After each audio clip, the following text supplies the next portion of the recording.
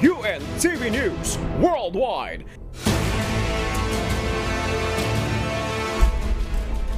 Yes, hello sa lahat ng ating mga kasangbahay at sa lahat ng ating mga taga-subaybay sa buong mundo. Hello sa iyo, Bert. Kamusta na? Salamat sa Diyos sa panibagong araw at mabuting pagkakataon na bigay sa atin. Ang oras na po natin, 33 minuto makalipas ang alas 4 ng madaling araw. Good morning, Kuya, at magandang umaga mga kababayan sa Pilipinas. Yes, it's a beautiful day. Hello, Noel, at hello siyempre sa ating mga kasambahay sa buong mundo. Sabah al-Khair, Guten Morgen, Buenos Dias, Ohayo gozaimasu, good morning at magandang umaga rin dito sa Middle East. Ngayon ay araw ng Huwebes, October 5, 2023. Mula sa Dubai, United Arab Emirates, ako si Bert Cerudo. Mula sa Edmonton, Alberta, Canada, ako si Noel Poliarco. Maghatid sa inyo ng umatikabong balita mula sa iba't ibang panig ng mundo. UNTV News Worldwide. Sa ating global headlines. US at allies nito pinulong ni US President Joe Biden para masiguro ang suporta sa Ukraine. Former House Speaker Nancy Pelosi pinaalis sa kanyang opisina sa Washington. India nais nang bawasan ang Canadian diplomat sa bansa. High-speed rail link mega project sa United Kingdom tuluyan nang ipinatigil. 24 na tao nasawi sa India habang nasa ospital, kabilang dito ang 12 sanggol. Breast cancer screening ngayong Breast Cancer Awareness Month, hinimok ng health experts sa Singapore. Google planong dagdagan ng artificial intelligence chatbot ang kanilang virtual assistant.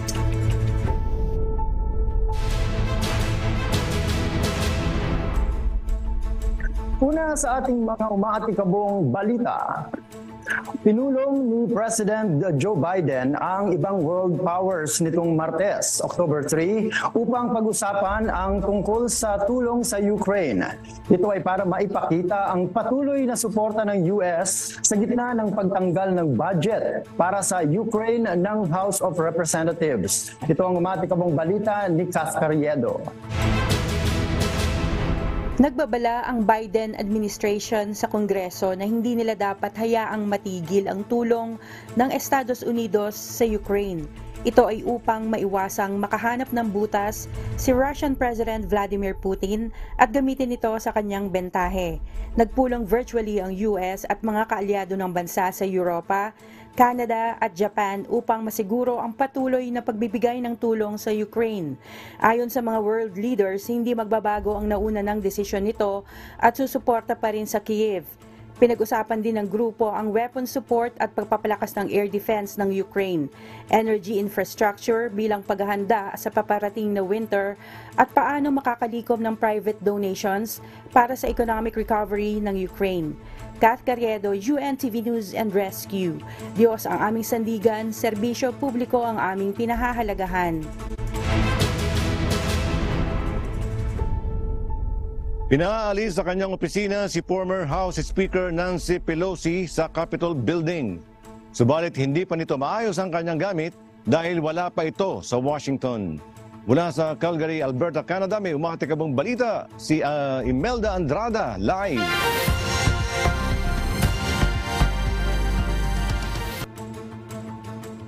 Magandang araw sa iyo, Imelda. Bakit pinaalis si former House Speaker Nancy Pelosi sa kanyang opisina? Bert, magandang araw. Isang email mula sa opisina ni Interim House Speaker Patrick McHenry ang natanggap ni Pelosi na nagsasabing dapat ay umalis na ito sa kanyang opisina. Subalit si Pelosi ay nasa California upang dumalo sa burol ni Dianne Feinstein na namatay noong nakaraang linggo dahil sa pagkakasakit. Kaya anya, hindi pa niya makukuha ang kanyang gamit.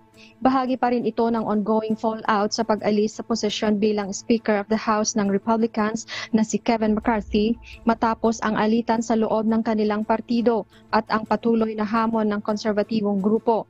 Ito ay nagpatibay matapos ang botohan nitong Martes na naglabas ng 210 votes na siyang naging kauna-unahang botohan sa US history ng House of Representatives na nag-alis ng kanilang pinuno. Ang motion na ito ay pangunahin ni far-right Florida Congressman Matt Gaetz matapos maipasa ni McCarthy ang stopgap spending bill sa pamamagitan ng suporta ng mga Democrats na naglalayo na magbigay ng short-term funding sa gobyerno at maiwasan ang pagsasara nito. Aniya, ang ginawang kasunduan ni McCarthy sa Democrats ay isang pagtataksil sa kanilang partido. Ayon naman kay Adolfo Franco, abogado at strategist ng Republican Party, ang ginawang ito ni Gaetz ay dulot lamang ng personal vendetta. Sa kasalukuyan ay wala pang kapalit si McCarthy bilang House Speaker. Balik sa iyo, Bert. Yes, Imelda, may update na ba kung sino ang nagnanais na tumakbo bilang Speaker of the House dyan sa Kongreso? Bert, inihayag ni Representative Jane Jordan na tatakbo siya para maging susunod na Speaker of the House sa Kongreso. Inihayag din ni House Majority Leader Steve Scalise ang kanyang bid na tumakbo. Bert? Salamat, Imelda Andrada mula sa Calgary, Alberta, Canada. Sinabi ng India na dapat bawasan ng Canada ang bilang ng diplomats na nasa bansa. Kalinsabay ito ng tumitinding tensyon sa pagitan ng Canada at India. Ito ang umatikabong balita ni Crez Fugaban. Nagbigay ng palugit ang India sa Canada kung kailan dapat bawasan ng Canada ang bilang ng diplomats nito sa New Delhi, India. Mula sa 62 Canadians diplomat, nais ng India na 41 Canadian diplomats na lamang ang manirahan sa bansa simula October 10, 2023. Ayon sa India, kinakailangan maging pantay ang bilang ng diplomats ng India sa Canada at ng Canada sa India. Matapos ito ang aligasyon ng Canada sa New Delhi matapos mapatay ang isang Sikh separatist sa Canada. Iginigit naman pamahalaan ng Canada na mayroong kinalaman ang Indian government sa pagpatay kay Sikh separatist leader Hardeep Singh Nijjar na siyang namang itinanggi ng India. Chris Fugaban, UNTV News and Rescue, Canada.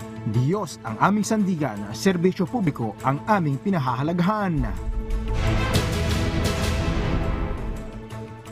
Tuluyan nang ipinatigil ang high-speed rail link mega project sa United Kingdom. Subalit magpapasimula muli si Prime Minister Rishi Sunak ng panibagong train project. Ito ang umatikabong balita ni Bradley Robusa. Tuluyan nang ipinatigil ni United Kingdom Prime Minister Rishi Sunak ang mega infrastructure project na high-speed two-rail system o HS2 na sana'y magdudugtong sa West Midlands hanggang sa London. Dahil anya ito sa patuloy na paglobo ng budget ng proyekto, bunsod ng iba't ibang dahilan gaya ng inflation. Target sana ng proyektong ito na makagawa ng 330 miles high-speed rail network na makapag-ooperate ng 18 trains kada oras, papunta at paalis ng London, sa bilis na aabot sa 224 meters per hour.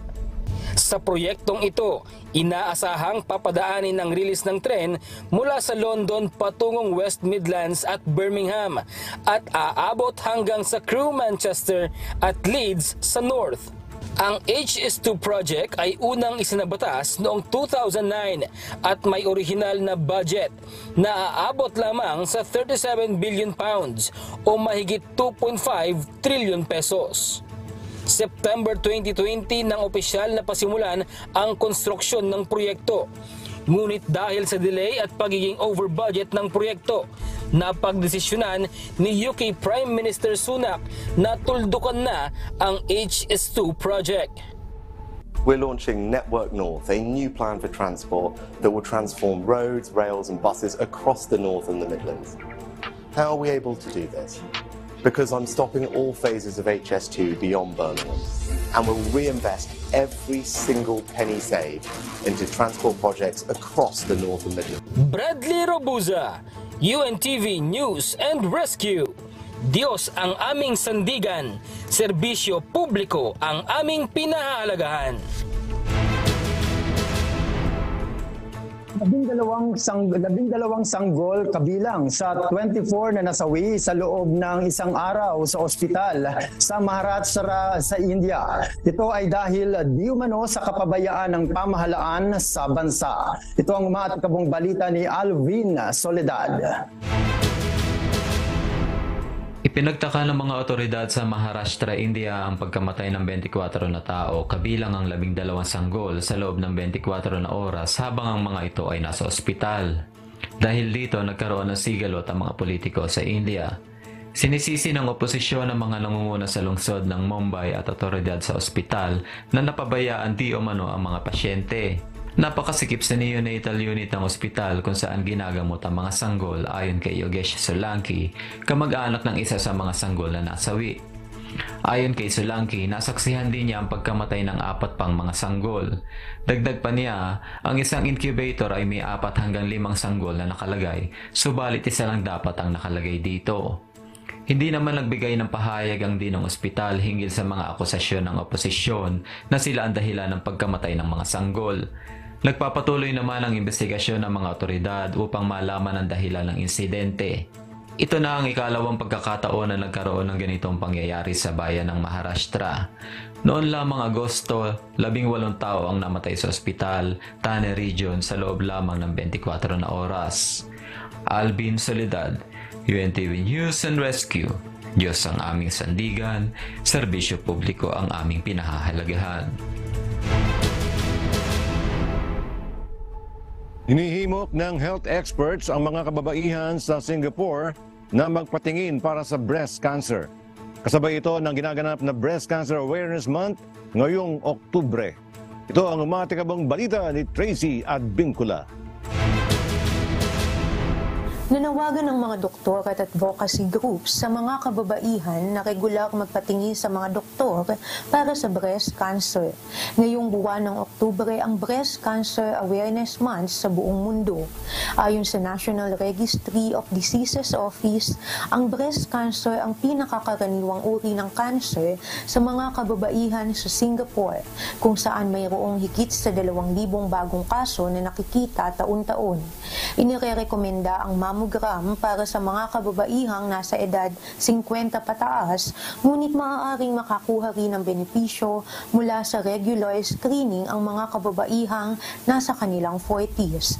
Mahalaga ang agarang pagtuklas para sa matagumpay na paggamot dahil maaaring tumuklas ang mammogram ng breast cancer hanggang 2 taon bago ito maramdaman. Nag-aalok rin ng iba't ibang mga healthcare providers sa Singapore ng promotion at discount para sa mammogram at iba pang screening para sa breast cancer sa buong buwan ng Oktubre. Tracy Advincula, UNTV News and Rescue. Diyos ang aming sandigan, serbisyo publiko ang aming pinahahalagahan. Inaprubahan ng mga mambabatas ng EU ang mga tuntuning makapagpoprotekta sa mga news media outlets sa social media. Anila, hindi dapat maging mahigpit ang social media platforms sa mga media outlets sa kanilang content. Ito ang umaatikabong balita ni Erica Luzong. Naglagay na mga tuntunin ang mga mambabatas ng EU sa mga social media platform upang maprotektahan ang mga mamamahayag tungkol sa pagtatanggal ng kanilang news content dito. 24 oras na kailangan ipanatili ng mga social media ang content na pinost ng mga media outlet. Mabibigyan din ng mga ito ng panahon upang magpaliwanag kung nakalabag ang news content sa terms and conditions ng platform. Nakabase ito sa Article 17 ng Media Freedom Act na iminungkahi ng European Commission upang masiguro ang media plurality at protektahan ang editorial independence. Ibibigay naman ng mga mambabatas ang kabuoang detalye nito sa mga susunod na panahon. Tutol naman dito ang CCIA Europe at maaari nilang ma-exploit ang Article 17. Ito ay dahil maaaring panggalingan ng mga ito ng fake news at makapagkalat ng maling impormasyon. Erica Luzong, UNTV News and Rescue. Diyos ang aming sandigan, serbisyo publiko ang aming pinahahalagahan. Nakapagpapalala ang business model ng Airbnb sa housing crisis sa Canada at USA. Dahil ito sa pagbili sa mga permanent houses, subalit hindi ito natitirhan ng regular na tao o family. Ito ang mga tikabang balita ni James Buntuyan. Binibili ng mga commercial operator ang mga residential unit upang gawing Airbnb para sa short-term rental. Kaya naman lumalala ang housing crisis sa Canada. Dahil sa ganitong sistema, nagmamahal at nagiging less accessible ang permanent housing. Tinatawag din itong ghost hotel suites. Ibig sabihin, sa halip na bilhin ng mga property para matirhan ng tuluyan, nagiging maikli lang ang panahon na ilalagi ng isang Airbnb customer. Wala ring tumutuloy sa mga ito kung walang magre-renta. Para sa ilang mga syudad, nagpasimula na naman ang pagkontrol ng ganitong rentals. Ngunit mahirap ang pagpapatupad ng panukala ukol dito sa ibang mga munisipalidad dahil hindi lahat ay may resources para sa pag-monitor ng aktibidad. Kapareho rin ang ganitong issue sa Estados Unidos dahil batay sa pag-aaral ng AirDNA, isang organisasyon sa short-term rental intelligence, nararamdaman ng New York, San Francisco, Los Angeles at Dallas sa long-term impact ng mga short-term rentals. James Bontuyan, UNTV News and Rescue. Diyos ang aming sandigan, serbisyo publiko ang aming pinahalagahan. Inanisyo ng Google ang kanilang plano na dagdagan ng Generative Artificial Intelligence o AI ang kanilang Google Assistant. Manggagaling ang mga feature nito kay Bard chatbot ng Google upang makapagbigay ng personalized na tulong na may reasoning. Ang bagong version na ito ay magbibigay ng access sa phone camera at microphone. Magiging available ang bagong software sa mga trusted testers nito, ngunit sa ngayon ay wala pang general release day.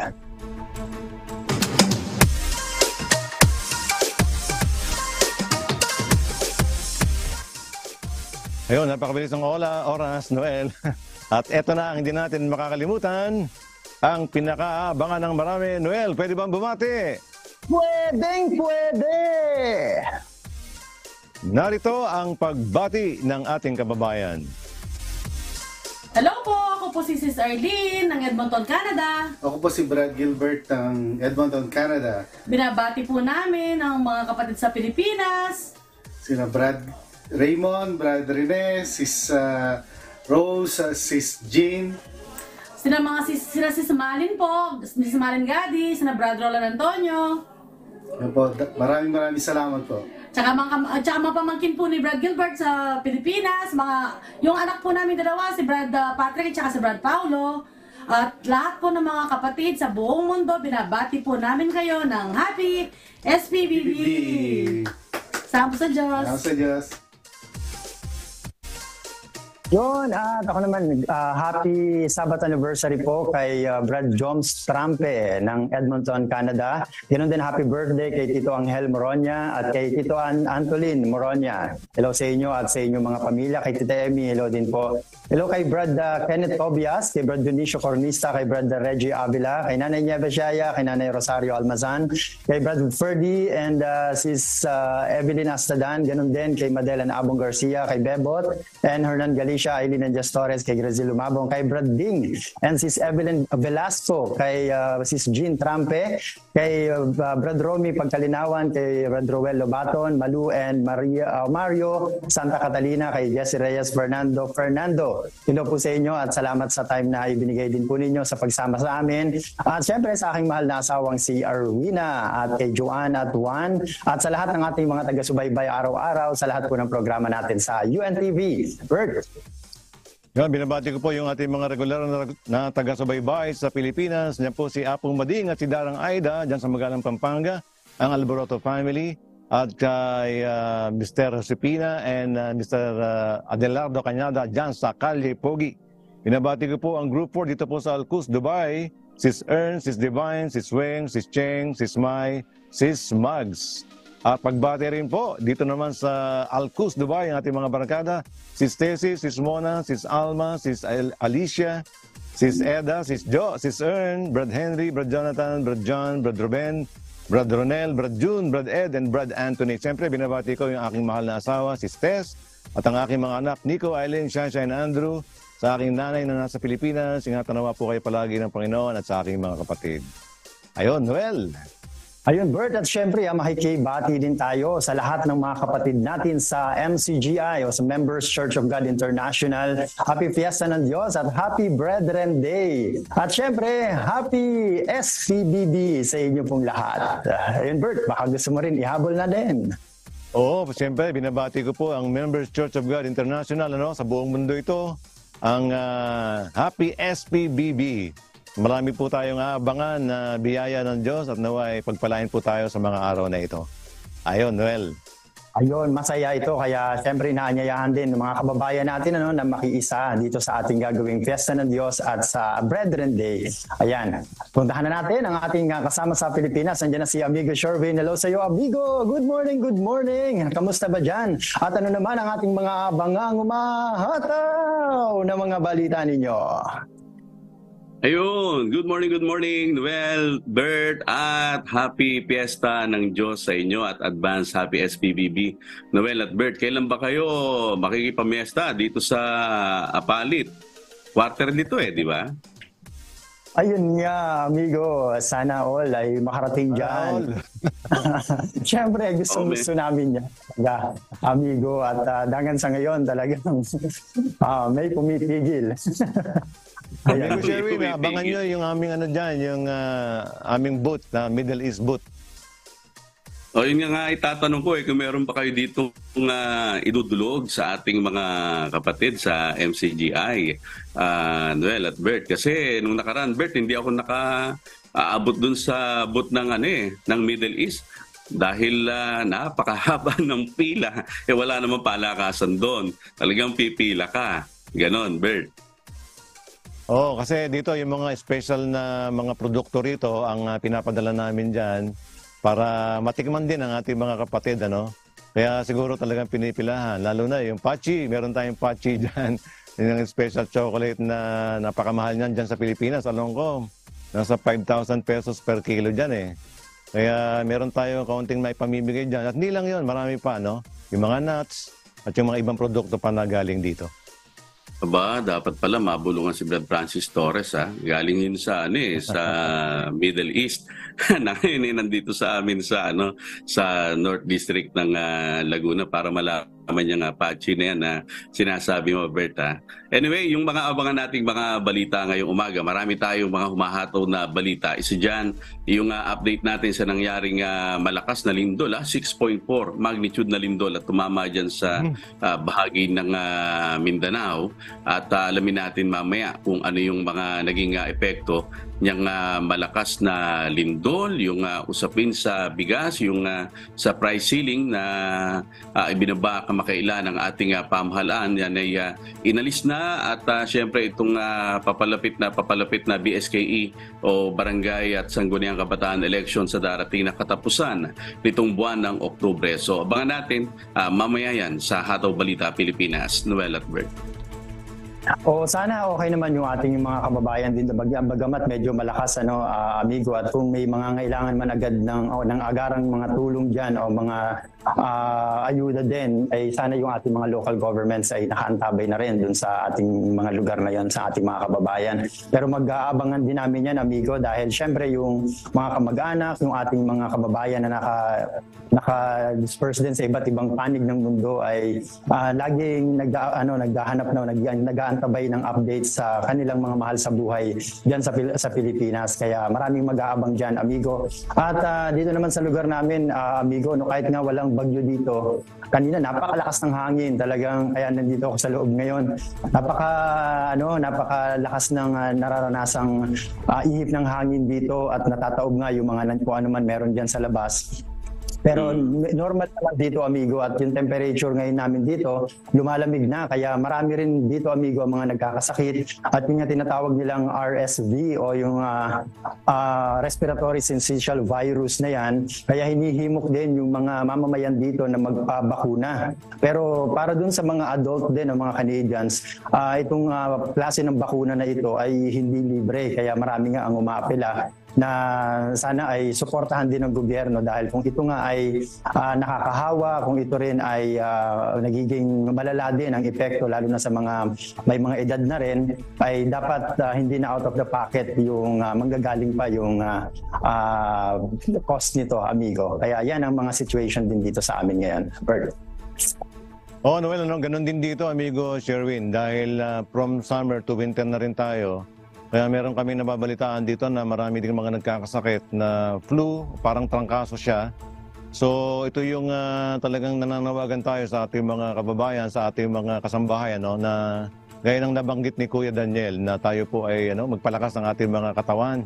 Yung talagang yung nabanggit na rin ni Kuya, yung daily exercise, daily stretching, ay malaking tulong din ito sa ating pangkalusugan. Kailan dapat ito regular sa ating mga kasambahan? Hindi lang ito yung once in a while lang or once a week. Dapat ito yung everyday. Talagang magiging bahagi na ito ng ating routine araw-araw. Gigising tayo ng maaga, magpapaaraw tayo, mga 15 minutes to 20 minutes under the sun, at mag-stretching tayo, mag-exercise. Kasabay naman ng pag-inom ng enough na fluids, tubig, mga juices, para strong healthy tayo. Tsaka siyempre, yung pagkain ng gulay at prutas, amigo Sherwin. Oo, tama yan, Bert. Yung paglakad lang under the sun, kahit mga 30 minutes to 1 hour, malaking bagay na yan sa ating kalusugan. At yun nga, buti na lang, itong bagyo na si Jenny, na pang-10 yan, kung di ako nagkakamali, humina ito. At mamaya alamin natin kung nasaan na ba ito o kung nakalabas na ba ito sa ating Philippine Area of Responsibilities. Dahil alam mo, Noel, Bert, kasi ayon sa Pag-asa, nasa mahigit 20 yung regular na pumapasok na bagyo dito sa ating bansa. Ngayon, pang-10 na yan, itong si Jenny, at buti na lamang hindi ito masyadong naka-apekto dito sa ating bansa, Noel at Bert. Ay kumakalahati pa lang pala, amigo, at sana nga may awa ang Diyos ay huwag naman magkaroon ng malaking epekto ngayong taon na ito, yung mga darating pang bagyo, at pwedeng hindi na rin dumating. Pero mag-aabang kami, amigo Sherwin, ng inyong mga humahataw na mga balita dyan. Maraming salamat, amigo Sherwin, at sa ating mga correspondents mula sa iba't ibang panig ng mundo. Mga kasambahay, kung meron kayong hindi napanood na balita, o nais niyong muling tunghayan ang UNTV News Worldwide, maaari niyo po itong balikan sa aming mga official social media account. I-like at i-follow lamang ang UNTV News and Rescue Facebook account at i-click ang subscribe button sa UNTV News and Rescue YouTube channel. Mapapanood niyo rin po rito ang iba pang news programs ng UNTV, pati na ang iba pang video na nag-iisang public service channel. Kaya tara na, subscribe, like, and share. Narito naman po ang mga salita ng Diyos na maaari nating baunin sa pagpapatuloy ng araw na ito. Susulat sa Book of Colossians, chapter 4, verse 6. Let your speech be always with grace, seasoned with salt, that ye may know how ye ought to answer every man.